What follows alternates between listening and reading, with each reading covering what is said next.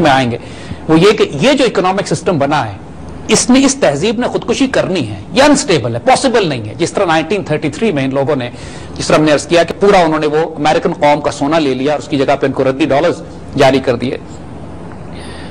That was the experiment, that was the time जब इन्होंने experiment करके देखा कि अगर हम कौम का सोना लेते हैं तो कौम मजाहमत करती है या नहीं। उस वक्त तक अमेरिकन कौम इतना इनके काबू आ चुकी थी कि किसी ने मजाहमत नहीं की, लोगों ने अपना सोना ले जाकर इनके हवाले कर दिया, रसीदें ले ली।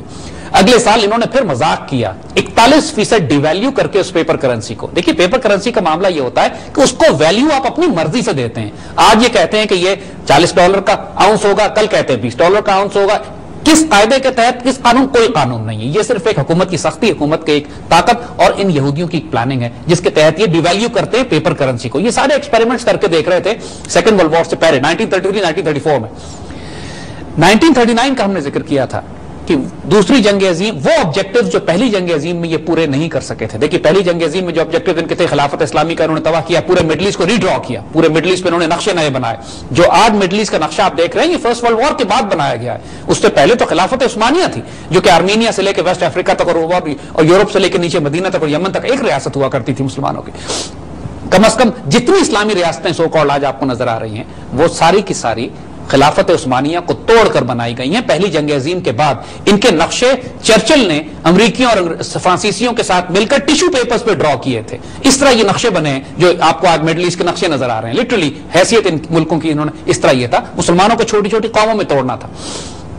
तो पहली जंग अजीम के जो इनके ऑब्जेक्टिव्स थे, उसमें बेल्फोर डिक्लेरेशन था कि जिसमें ब्रिटिश हुकूमत ने रॉथस्चाइल्ड्स को खत लिख के ये कहा कि आप पूरी दुनिया के ज़ायनिस्ट और यहूदियों को बता दीजिए कि हम इसराइल की रियासत आपको देने जा रहे हैं।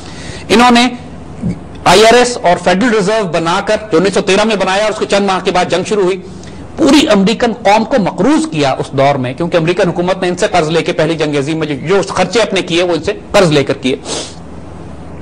तो जो बड़े बड़े ऑब्जेक्टिव्स इनके थे, वो इन्होंने फलस्तीन में अंग्रेजों ने तसल्लुत अपना कायम किया, राह हमवार करना शुरू की, मगर काम मुकम्मल नहीं हुआ था इनका। जैसे अर्ज किया ना कि ये 1901 से लेकर 1945 के दरमियान ये पूरी दुनिया में तोड़ फोड़ और तबाही मचा रहे थे, अपने सिस्टम को रीअरेंज कर रहे थे, जिसमें अमेरिकन इकोनॉमी को कंट्रोल करना भी था, ग्लोबल इकोनॉमी को कंट्रोल करना भी था, और इसराइल की रियासत का कयाम भी था, जो उनका लॉन्च पैड बनती, जो आज हमें फतना और फसाद दुनिया में नजर आ रहा है। उसके लिए तैयारी उन्होंने पहली जंग अजीम से पहले शुरू की हुई थी।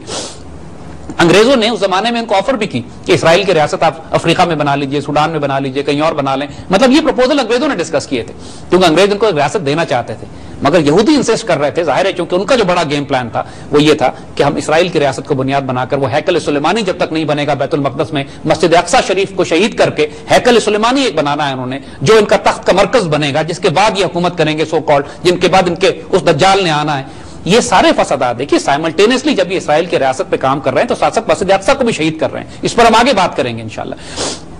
ये सारे आइडियोलॉजिकल गेम प्लान जो पहली जंग अजीम में इन्होंने अचीव करने की कोशिश की, मुकम्मल नहीं हुए थे। एक जंग इनको और चाहिए थी। कुरान जैसे कहता है कि जगह जगह जंगों की आग भड़काते फिरते हैं।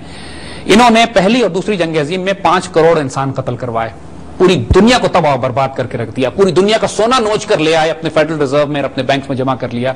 इसराइल की रियासत का कयाम वजूद में लाए, खिलाफत इस्लामिया को तोड़ा और छोटे छोटे मुल्कों में इसको बांटा, पूरे यूरोप को मकरूज कर दिया। ये सारे फसाद इन्होंने पहली और दूसरी जंग अजीम में बर्पा किए। ब्रेटन वुड का एग्रीमेंट बनाया। ब्रेटन वुड एग्रीमेंट की एक बात देखिए जो नोट करने की है कि 1934 के बाद जब इन्होंने दोबारा डॉलर को गोल्ड से जोड़ा, यानी इन्होंने ये कहा कि $35 के ऊपर एक आउंस सोना जो है वो अमेरिकन इससे कनेक्टेड होगा। लेकिन दूसरी जंग अजीम के बाद हाल यह हुआ कि पूरे यूरोप की तमाम सोना जो था, जैसे हमने अर्ज किया 80% सोना दुनिया का निकाल के फेडरल रिजर्व पहुंच चुका था। यूरोप की तमाम करेंसियां रद्दी कागज थी लिटरली। यानी हाल यह था सेकंड वर्ल्ड वॉर में कि पूरे पूरे महीने की तनख्वाह एक डबल रोटी खरीदने में खर्च हो जाती थी। और हाल यह हो गया था कि उन तमाम मुल्कों में जहां जंगें हो रही थी, यानी पोलैंड में, ऑस्ट्रिया में, जर्मनी में, फ्रांस में, लोग करेंसी नोट जलाया करते थे गर्मी हासिल करने के लिए, क्योंकि लकड़ी महंगी थी, करेंसी नोट सस्ता था। यानी इस तरह डिवैल्यूएशन होती है उस रद्दी कागज की जिसके पीछे सोना ना हो।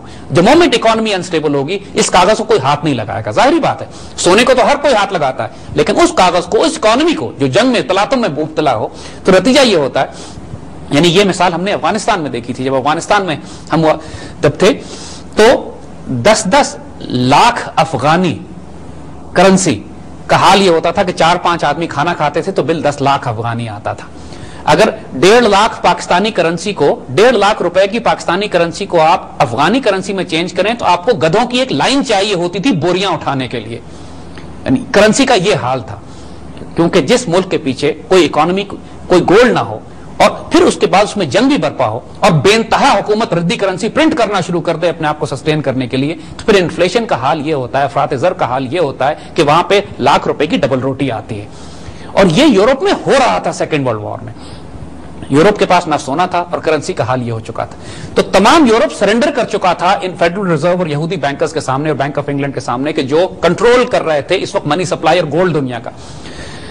तो ब्रेटन वुड एग्रीमेंट में इन्होंने फैसला यह किया कि पूरी दुनिया की जो करेंसीज हैं, किसी के पीछे चूंकि सोना नहीं है, लिहाजा सोना है ही नहीं दुनिया में, तो सोना उसके पीछे उसने क्या करना, लिहाजा अब इनको फ्लोटिंग करेंसीज कर दिया जाए, यानी हर करेंसी को मुतय्यन कर दिया जाए डॉलर के साथ, और डॉलर जो है वो मुतय्यन है पीछे $35 टू एन आउंस सोने के साथ। बाकी मसलन उन्होंने कहा ब्रिटिश पाउंड जो है वो 4 पाउंड का एक डॉलर होगा, या फ्रैंक जो है, जर्मन फ्रैंक जो है वो 10 फ्रैंक के बदले $1 होगा। ये सब फ्लोटिंग रेट्स थे इनके।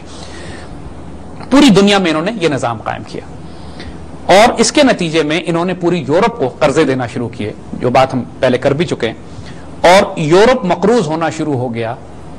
पूरा यूरोप मकरूज होना शुरू हुआ फेडरल रिजर्व का, और इनकी करेंसीज फ्लोटिंग हो गई।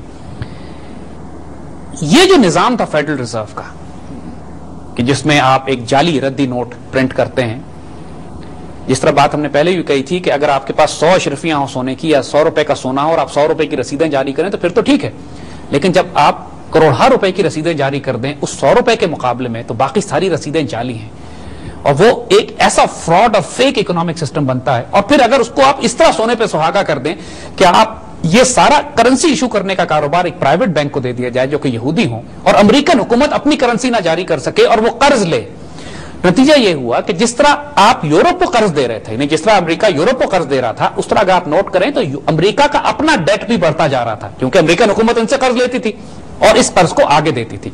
सो अमेरिकन गवर्नमेंट भी मकरूज होती चली जा रही थी। इंटरेस्टिंग गुफ्तगू हो रही है, मगर वक्त हो गया एक ब्रेक का। हम अभी हाजिर होते हैं ब्रेक के बाद।